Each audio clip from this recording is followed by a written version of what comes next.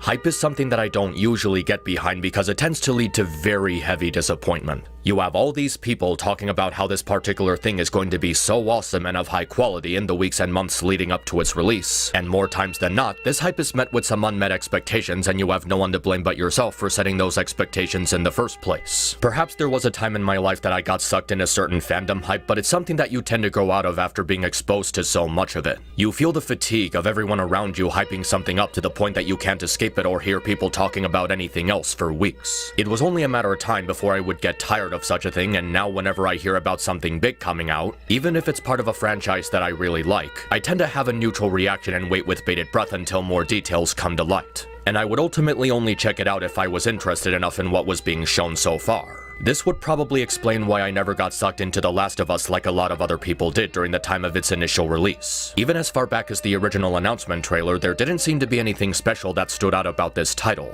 Oh boy, another post-apocalyptic zombie game with some sort of surrogate parent simulator thrown in for good measure. It looked cool, but there really wasn't anything to get excited about outside of the visuals and sound design. And as gameplay footage came out, I felt more and less neutral about it. There were some neat details to item crafting and interacting with enemy AI, but the core gameplay was still your usual third-person shooter. Perhaps there was an appeal to the adventure survival hybrid style the developers were going for at the time, taking that familiar feel the Uncharted games had and incorporating them into a different setting. And Uncharted was already widely beloved by people at the time, so Naughty Dog was pretty much encouraged to stick to that style of game design. And so people continued to build up how awesome and epic this game was going to be while I just waited on the sidelines. And sure enough, the game was met with critical acclaim across the board. Even hearing all these positive reviews wasn't doing enough to get me sucked into it, and I opted to rent the game instead of buying it. And what a smart move that was, because the gameplay was so horribly watered down compared to what was shown at E3 2012. Item crafting was made less interesting, the enemy AI was painfully brain dead, the stealth sequences were horrible, the melee combat was repetitive and wonky, and the gunplay was just another third-person shooter capitalizing on what made RE4 revolutionary without doing anything to stand out. It was just so painfully average given the ridiculous amount of hype that it was showered in. And the formula the game ran on just got boring after 10 hours. Just walk or jog to the next story-based checkpoint while talking to an NPC, participate in a stupid puzzle that requires minimal exploration to complete, shoot up some bad guys, rinse and repeat until you get to the end. A lot of video games have a formula in which the core of the gameplay is centered around that formula for several hours, but The Last of Us was so mundane in its execution. There's hardly any excitement or adrenaline throughout the game because most of the time the stuff you're doing is so tedious and slow-paced. The upside to this slower pacing is that it's supposed to be the idea of exploring this world. Seeing all these abandoned towns and cities, seeing how people lived their lives before the infection happened. And because Ellie was born after the infection occurred, we get to see an idea of how someone would react to learning about how people lived and what activities they had before the fall of civilization. It's a nice idea with some nice writing to it, but these sections end up happening in conjunction with real-time gameplay, in which the purpose of these areas is to slowly walk around and find collectible items for your inventory. It would have been better to just have cutscenes of Joel and Ellie exploring abandoned stores, forests, and houses to reduce the amount of tedious walking sections, but I'm probably telling you stuff you already know. The gameplay to The Last of Us is really mediocre and dull, with the only reason people actually consider it a masterpiece being its narrative. This game is considered a serious turning point in the direction Naughty Dog would take with their games by using characters and plots as its selling point as opposed to any kind of action-packed gameplay. And considering how beloved this game is for its story, a lot of people didn't seem to have a problem with it. But I always ended up questioning if this was really for the best, since the colorful and witty style of Jak and Daxter or Crash Bandicoot was what ND was known for so long.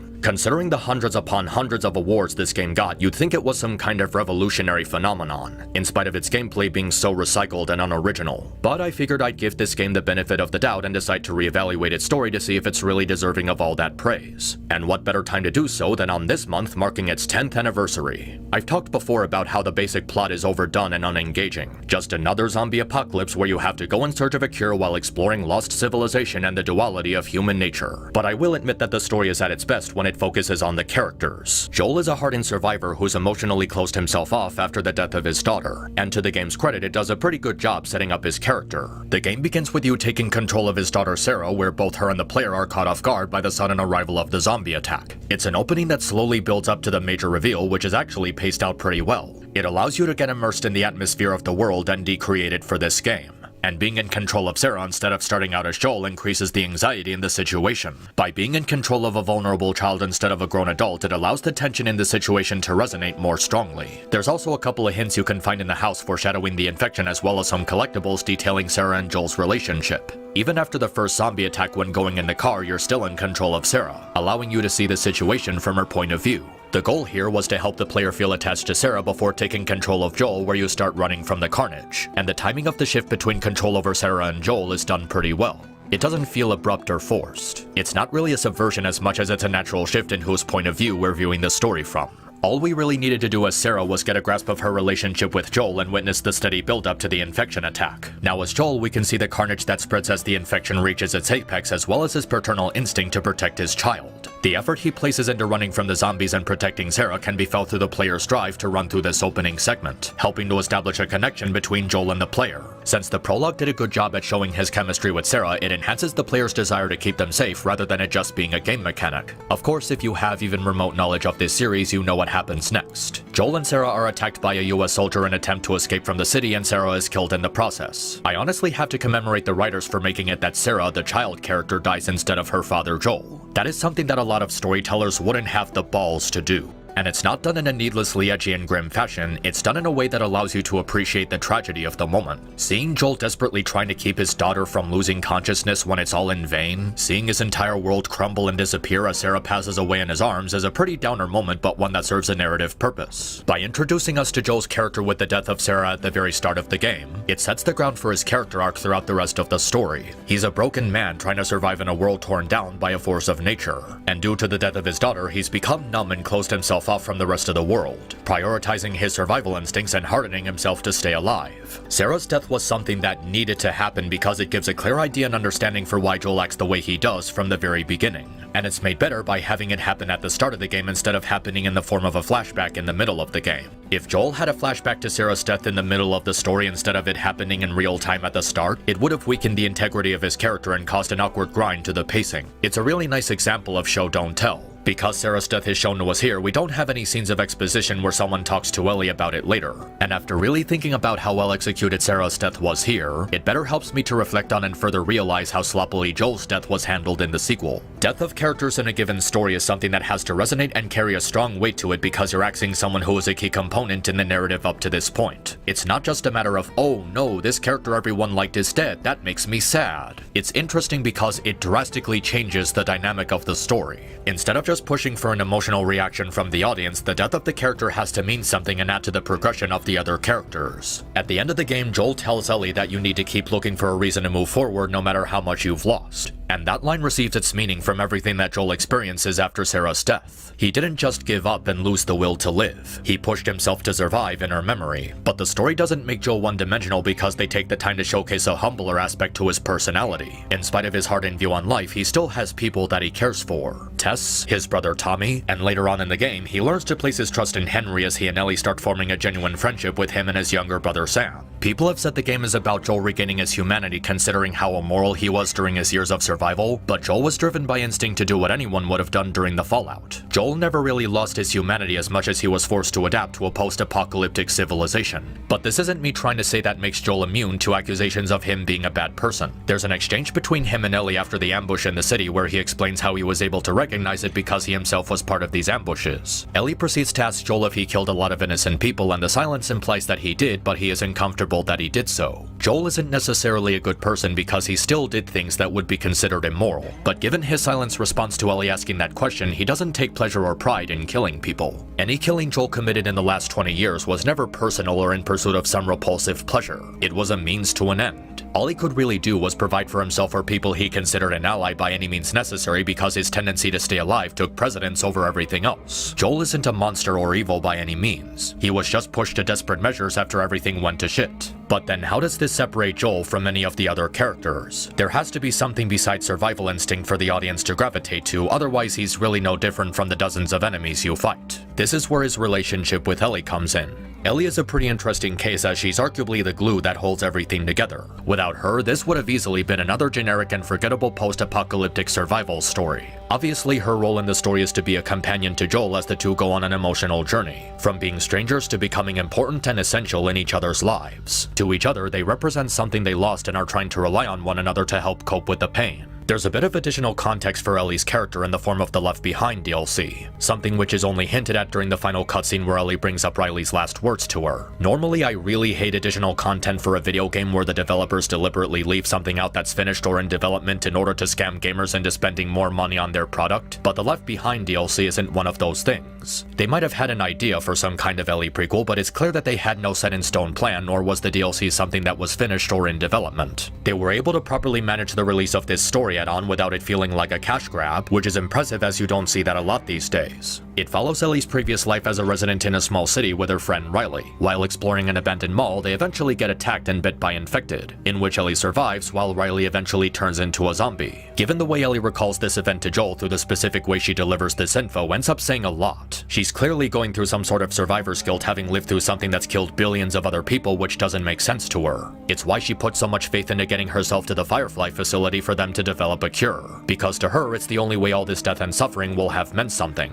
Ellie's worst fear is the idea that Tess, Riley, Sam, Henry, and everyone else in her life died in vain as there was never any hope of curing the infection. A harsh reality she ends up facing at the end of the game, which we'll be touching on later. Obviously, being raised in such a hazardous environment would have a severe effect on Ellie's childlike innocence as she demonstrates a very uptight and stern attitude for someone her age. And it makes sense. She realistically needed to grow up and learn at a faster rate than usual, otherwise she would have been dead. It's interesting to see how she's able to take initiative and be resourceful, acting as a companion capable of standing on her own instead of just being some kid for Joel to safeguard. On a surface level, this would make her a bit generic, just being a kid with the mind of a young adult. But the game takes a really interesting direction with her character in that she still has a sense of childlike innocence. Her personality is surprisingly layered with a lot of variety for how she behaves over the course of the game. She's excitable, she's curious, she has a lighthearted sense of humor, and she does all these things to help her through her grief. There's an entire subsection of the game during the scenes where Joel and Ellie are traveling with Sam and Henry, which gives Ellie a chance to interact with someone her own age. The chemistry between her and Sam is really charming and endearing as they both have a lot they can relate to, being out of their element as they learn about life before the apocalypse and having a more naive reaction to some of the oddities they come across. The time spent with Sam and Henry adds a sense of innocence to the story as Joel and Ellie have other characters to interact with besides each other. They form a stable friendship and enjoy each other's company, which is a rarity to come across with all the people who've adapted the mindset of every man for himself. It allows Ellie to have a sense of freedom, being able to express her inner child, which is something she couldn't really do with Joel given his serious personality. Of course, after their deaths, Ellie is back to only interacting with Joel, who's gotten more used to her over time. Ellie is able to act more like a kid without being grating at Joel because at this point the bond between them has strengthened. It's highlighted in a scene after the raid on Tommy's town. When Joel reunites with Ellie, she goes on an excited, hyperactive rush like she's recapping the latest episode of a hit TV show. It's an aspect of her character that's remembered very well when they worked on the Left Behind DLC with all the scenes of her and Riley exploring the abandoned mall. Seeing the two playing around with squirt guns, throwing bricks at cars, messing around with a magic 8-ball, messing around in a photo booth, and visualizing a gory fatality in a fighting game are great ways to show how innocent Ellie is and how she's able to regain that innocence through the time she spends with Joel. She's really complex as this person who, in spite of living in a highly disordered and hostile society, is able to appreciate the awe and beauty of this larger world she's exploring with Joel. So now we come to the meat of the discussion. What is it about the dynamic between these two characters that resulted in so many people gravitating towards this game?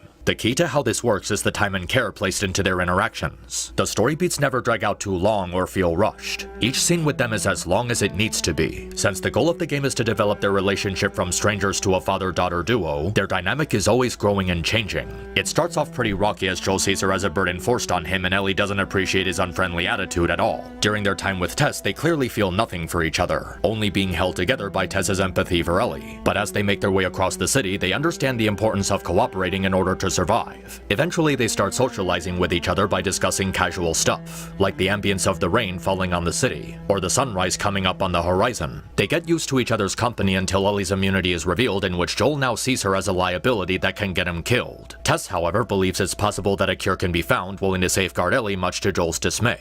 After Tess gets bitten and proves Ellie's immunity to be legitimate, Joel takes it on himself to guide Ellie to the Fireflies to make a vaccine. But when Ellie tries to comfort Joel over Tess's death, he reprimands her and tells her to follow his lead. The way in which Joel hastily stops Ellie from bringing up Tess shows how quick he is to close himself off from other people at this point. He's still sensitive to the idea of losing people he cares about even after being given 20 years to grieve over Sarah. Eventually they make their way across the city where Ellie tries to express herself to Joel a bit more, given the opportunity by having first experiences with elements of the forest and abandoned towns. They eventually come across Bill, who Joel asks for a car to take to the Firefly base. And while Bill may not be a complete piece of shit, he's certainly not the most pleasant person to be around. He actively discourages the idea of Joel safeguarding Ellie as he views her as a liability, and when he sees his old partner hung himself, he doesn't really have a strong reaction to it. Joel did warn Ellie ahead of time that he's not exactly a chipper guy, and he's pretty much what you'd expect. Eventually they get the car and drive west until they're ambushed and have to defend themselves against a group of hunters. At one point, Joel gets attacked by a hunter and is about to die when Ellie saves him by killing the guy, to which Joel chastises her for disobeying him and involving herself in combat. Up to this point, Joel hasn't allowed Ellie to directly engage with enemies in combat, only letting her act in a supporting role, which is understandable given she's a vulnerable child. Ellie stands up for herself, but Joel just ignores it and they continue. Eventually they find a secluded room to sort it out, and Joel admits that Ellie did the right thing even if it was against his better judgment. Even if he doesn't say it directly, you can tell that he was thinking about it and that he owes her for it. This is what eventually allows him to let her help by lending her a sniper rifle, in which he follows it up by verbally admitting to Ellie that she was right. This was the first major turning point in Joel's relationship with Ellie, as he's placing his trust in her to protect him with a firearm. He begins to acknowledge her as an equal instead of just a kid for him to look after. It's a moment that was built up properly with all the time they spend interacting and getting used to each other's company. And it also feels rewarding for Ellie, as she now feels like Joel is beginning to treat her with more respect. Eventually they meet up with Sam and Henry, two other survivors with a similar dynamic, and so the four decide to team up, believing they have a better chance working together. As I said before, it's a good opportunity for character growth for Ellie, as she can now interact with someone her own age who also knows very little about human history. But it's also a good opportunity for Joel. In the beginning, the only thing that mattered to Joel was staying alive, with the occasional partner in crime like Tess. But at this point, he's learned to open himself up to other people with Ellie's help. For the first time in 20 years, Joel is letting himself try to make friends, or at least establish a camaraderie. But it's not something he does right away. When Ellie tells them her name, he groans in annoyance, demonstrating how he still has some trust issues. And given the situation they're in, it makes sense. Joel and Ellie just met these two and have no real reason to trust them outside of, oh, he's babysitting a kid too. Joel might be willing to put his trust in another person, but trust is something that's built over time. It's not an instantaneous thing like what Ellie is doing here. He takes his time getting a vibe of their personalities and motivations, and it's only after a certain amount of time passes that he starts to socialize openly. His willingness to trust Henry while seeing Ellie and Sam having fun is a sign of how his character is starting to develop into something more. He's no longer a lone wolf. He's a person who sees the value of teamwork and forming a group. Unfortunately, it doesn't last long, as they get attacked again and Henry is forced to take Sam to safety while leaving Joel and Ellie behind. However, there's an interesting detail in this scene where Ellie could have easily went with them to safety since she was at the top when the tank shows up, but she refuses to leave Joel behind and jumps down to join him.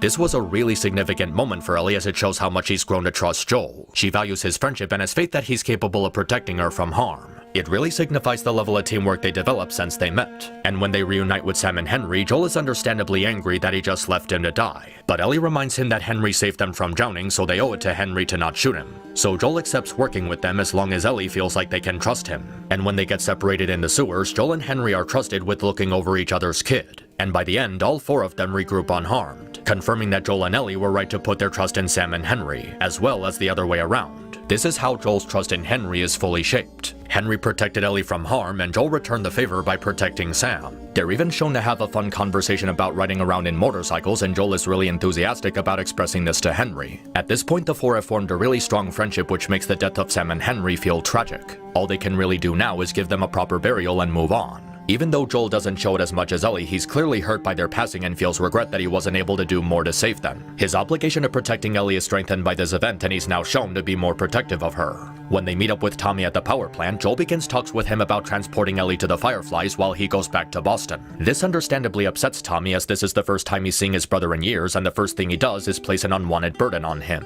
At first, he thinks Joel is just barging in with no consideration for his new life. But after spending more time with him and Ellie, he notices Joel becoming attached to her and how he's trying to distance himself out of fear of reliving Sarah's death. When the two reunite after the Raider attack, Joel's first instinct is to ask Ellie if she's hurt. Tommy notices that paternal instinct in Joel as he asks Ellie the question, and now his short temper from earlier makes sense. Before this happens, there's a scene where Tommy gives Joel a photo of him and Sarah that he retrieved after the outbreak. He tries to give the photo back as he doesn't like being reminded of Sarah's death because it only causes him pain. He's trying to distance himself from the past to help cope with his loss. It's an understandable but unhealthy method of recovering from trauma, as Joel is trying to forget about the past instead of accepting it, which is a mistake he's trying to repeat by getting rid of Ellie. He's trying to distance himself from her because he can't bear the thought of losing another child, and it's a fear that's only exacerbated by the recent death of Sam and Henry. Joel knows that he can't keep Ellie safe forever and that she's better off with Tommy, a concern that ends up elevating during the iconic argument in the barn house. Ellie confronts Joel with the knowledge of Sarah's death and the trauma he's going through after losing her, and he tries to silence her from bringing up the subject, and he tries to push her away by dismissing her own trauma by saying she doesn't understand loss. She responds by telling Joel that with everyone else in her life gone, he's the only remaining constant and she relies on him to bear the pain of losing everyone she cares for. I've seen a lot of people dismissing this scene as Joel needlessly being a dick to Ellie, which in a way just tells me that they didn't really pay attention up to this point. Joel cares about Ellie deeply, and that's exactly why he's trying to leave her with Tommy. He sees Sarah in her and is afraid of her getting hurt, so he puts on a tough guy facade to mask his insecurity. You could make an argument that it's not right for Joel to act like this, but it doesn't matter because it makes sense for the character. Everything about the body language and the specific way Troy Baker and Ashley Johnson deliver their lines help to make this feel like a real argument. There's an organic sense of tension between these two during this argument, and it puts their family dynamic to the test. Ellie is understandably hurt by this, and she thought of herself and Joel as a team and even started to look up to him as a father figure. And now he's trying to get rid of her with no regard for how sudden this is. But she sees through it as a coping mechanism and tells him she's going to stay with him regardless. And when the two say goodbye to Tommy, Joel sees the mistake he was trying to make and chooses to keep Ellie with him. Up to this point, I've been primarily focusing on Joel and Ellie, as the core of The Last of Us' story is centered around them. But I think now is an important time to go over the side characters. Each one I've mentioned up to this point has served an important role in the story, and that their interactions with Joel and Ellie contribute to the growth of their relationship. Tess is more attached to Ellie than Joel when they first meet, and she motivates him to look after her when she's gone. Henry and Sam act as a mirror of the growing love between Joel and Ellie given their family dynamic. Bill is a dark reflection of what Joel could end up becoming if he closes Ellie off completely, becoming a lone survivor living in solitude with no emotional attachment to anything.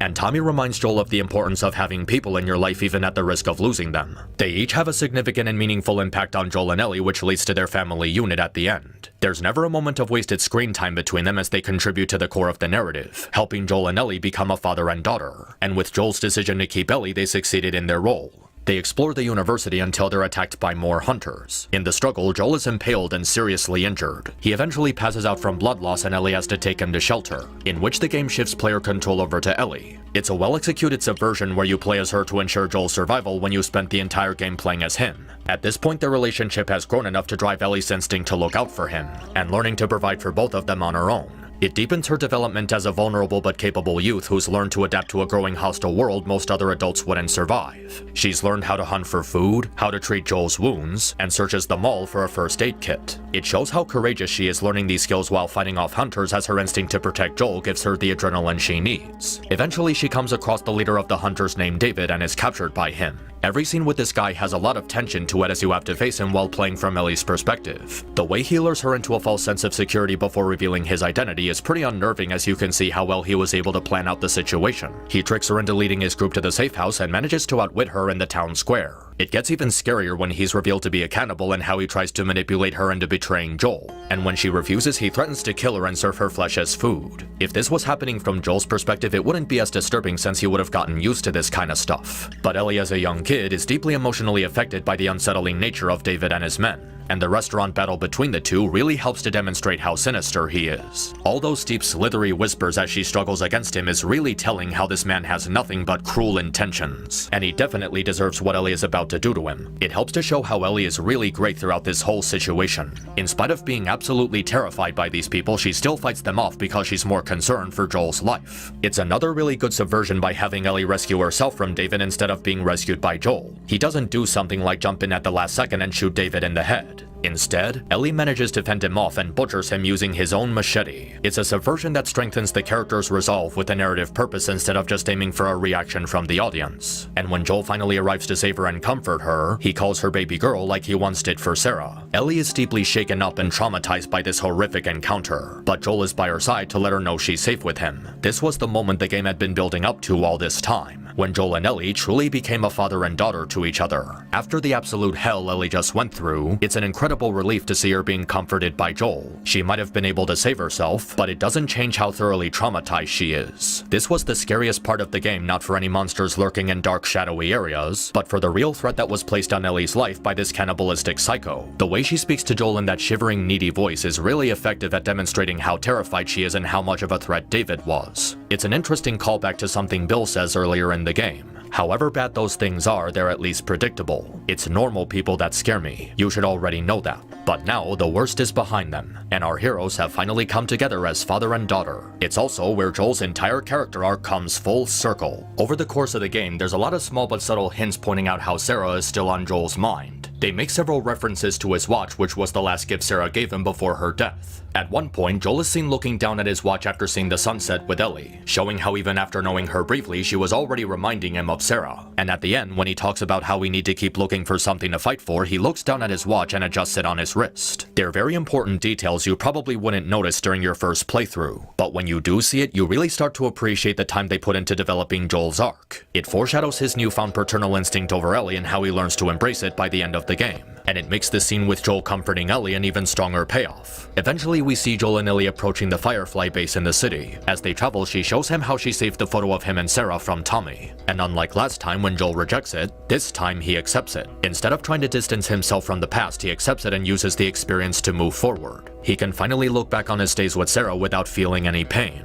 finding newfound appreciation for that simpler time before the outbreak. It makes for a meaningful way to appreciate how much Joel has changed over the course of the game, and how his dynamic with Ellie morphed into something special. But then it leads to a rather controversial climax in which Joel is faced with a harsh decision. The only way to create a cure from Ellie's DNA is to extract it from her brain, which would result in killing her. After Joel fails to persuade Marlene to find another way, he takes it upon himself to save Ellie and kill any Fireflies who try to stop him, which eventually ends with Joel killing Marlene and Joel lying to Ellie about the Fireflies giving up on a cure. This has been a pretty controversial ending, as Joel's decision to deny humanity a cure just so he can keep Ellie to himself has led to a lot of people accusing him of being selfish, immoral, and evil, putting his own needs over the needs of the rest of the world. When it comes to a decision as serious as dooming humanity for your own sake, a lot of people are understandably going to take it at face value as Joel doing something evil. But this isn't an act of evil for several reasons. Firstly, people argue that Joel doomed humanity by not allowing the Fireflies to develop a cure. But humanity isn't doomed just because they don't have a cure. Civilization had already been collapsed for 20 years, and any resemblance of what it once was is never going to come back. But people have found ways to build a new civilization on top of the one that was lost. It's a main plot point that Tommy's people found a way to develop electricity and heat. Both in the middle and the end of the game, we see the community they built for themselves using resources they were able to collect and provide for a large sum of people. Humanity isn't doomed, as they found a way to bring back small civil communities. Second, the vaccine the Fireflies were working on wouldn't have really done anything to stop the spread of the infection. This topic has been covered by a lot of people providing scientific study and evidence against the plan, so I'll try to keep it brief. Even if they found a way to make said vaccine, they had absolutely no way of mass producing it. The vaccine wouldn't have even worked in the way the Fireflies thought it would, especially in conjunction with the knowledge on how a fungus is different from a virus. Third, the Fireflies are absolutely horrible. They are a flat-out terrible faction. They're shown to be completely incompetent throughout the game and have resorted to terrorism against Fedra, which isn't exactly a heroic thing to do. I know it's commonplace to just say the Fireflies are incompetent, but there's really no other way to put it because of how obvious it is. Fourth, this plan doesn't even make any sense. Killing Ellie is the stupidest thing you can possibly do when she's the only known host for a possible cure. The Fireflies didn't even have any evidence that this would work. Theories and guesses are not something that you just make up on the spot. The entire premise of them being so certain they could manufacture a vaccine that they'd kill the only person immune to the fungus is utterly absurd. There's evidence in the game that no matter what, they might not even be able to make a cure at all, even with someone who's immune. It's very evident they were acting out of fear instead of sound judgment, which reduces any faith I otherwise would have had in this plan. Fifth, and I think this is the most important part, they never gave Ellie consent. They didn't wait for her to regain consciousness and drugged her with the intent of killing her. All we get to justify this is some handwave from Marlene saying it's what she'd want, when that doesn't change the fact they were willing to kill someone without consent. If she really thinks this is what she'd want, why not bother to ask Ellie instead of doing everything while she's unconscious? Marlene and the Fireflies handled this horrendously and showed zero gratitude towards Joel after everything he went through to get her there, which shows a lack of gratitude and how they just wanted to kill her as soon as possible. Honestly, it's really disturbing they didn't even bother to wait. They found her dying, put her under, and did the scans to check her immunity before determining that killing her was was the only option, and they weren't on any time limit. They didn't have anyone breathing down their necks that we see.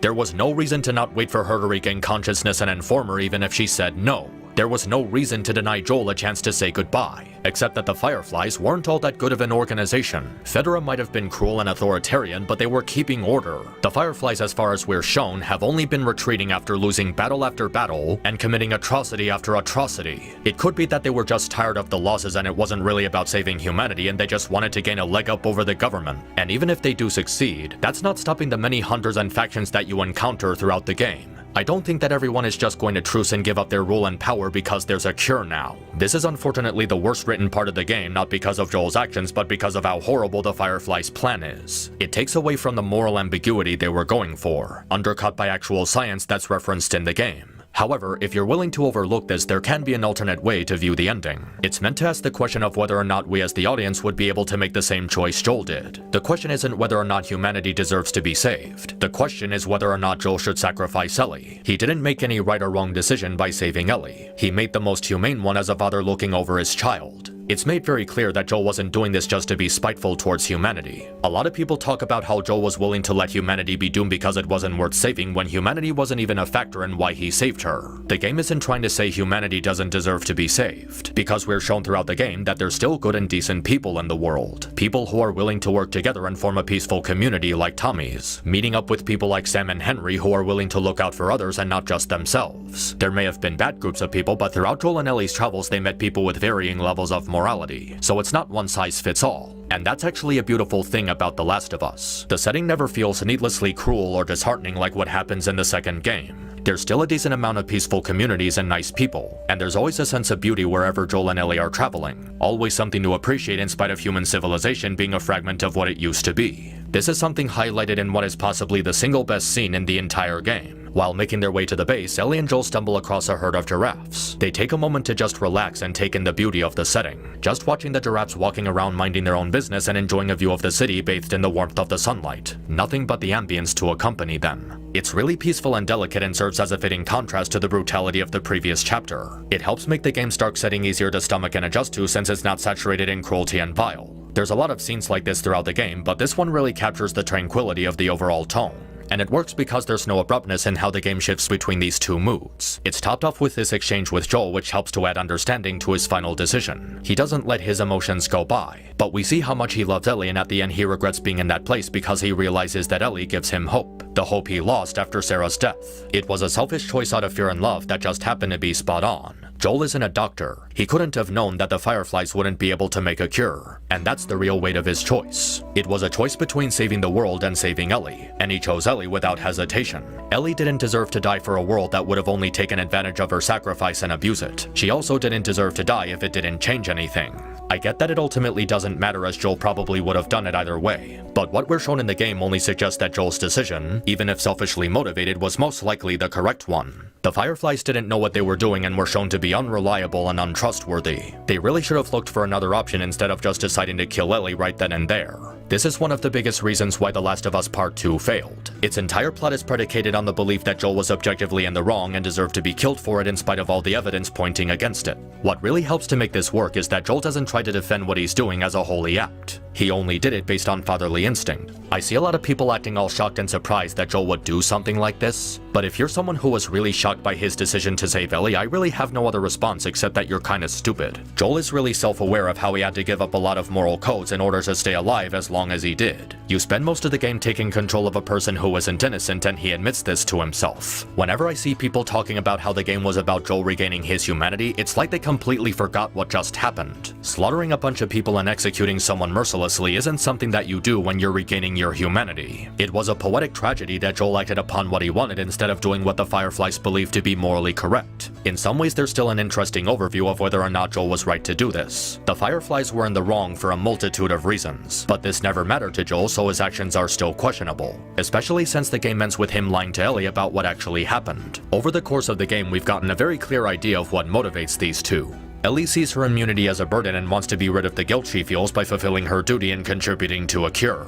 Joel never concerned himself with right and wrong, only doing what he needed to ensure survival. But throughout the game he becomes attached to Ellie and realizes he's been given a second chance to be a father, which was something that was unfairly taken from him. Joel wasn't against a cure being found. He was only against Ellie being a sacrificial pawn. He learned to let go of the pain caused by Sarah's death and doesn't want to go back to a meaningless life as a smuggler. But he also recognizes the burden Ellie feels from her survivor's guilt, and the lie he tells her is in service of elevating that guilt. When she tries to explain that lingering guilt to him, he tells her that it's not her fault, which is true. Ellie being immune to the infection wasn't her choice. It was something that was forced on her, and Joel reassures her there was nothing she could have done to change the outcome. It gets the human aspect down properly without villainizing Joel for his decision. The way the game ends is befitting, where Ellie and Joel are able to start a new life, though Ellie still has the question of what if on her mind. Her bite mark is similar to Joel's watch in that it acts as a painful reminder of what she lost, but also a sign of hope that all the suffering will amount to something. Joel has newfound hope in his relationship with Ellie, while Ellie begins to lose hope upon being told her immunity meant nothing. She thought that her purpose in life was simply to be the key to a cure, but Joel tells her that her life has more meaning than that, to simply enjoy the time you have while you're alive, to allow yourself to enjoy all the little things that make life worth living. And that's what The Last of Us ends on, a bittersweet note that still has people talking about it to this day. Honestly, the game's quality was really blown out of proportion when it first came out, specifically because of how badly the gameplay aged. But the main talking point was always about the story of Joel and Ellie. There's definitely plot holes and things that don't make sense the more you think about it, and the premise is really generic and overdone. But it's still interesting to see how the relationship between Joel and Ellie is developed throughout the course of the game, because there's so much complexity to how that relationship develops. It's not a masterpiece of storytelling in spite of what its overhyping fans would have you believe, but it still tells a very well-grounded and relatable story about the duality of human nature, how people would survive in a world like this, looking for a purpose in life, trying to connect with others on a personal level, all while being tested with the desperation the post-apocalypse forces on people. It's something that's easy to respect as it displays a lot of maturity in handling serious topics. Considering the constant re-releases this game has had and the millions and millions of copies that were sold, chances are you've already experienced this game yourself. But with this being its 10th anniversary, I figured it would be important to reflect on why this game had an impact on so many people. The Last of Us isn't one of the greatest video games of all time, but it's still a well-presented experience. And for all its flaws, it's definitely worth revisiting and re-evaluating.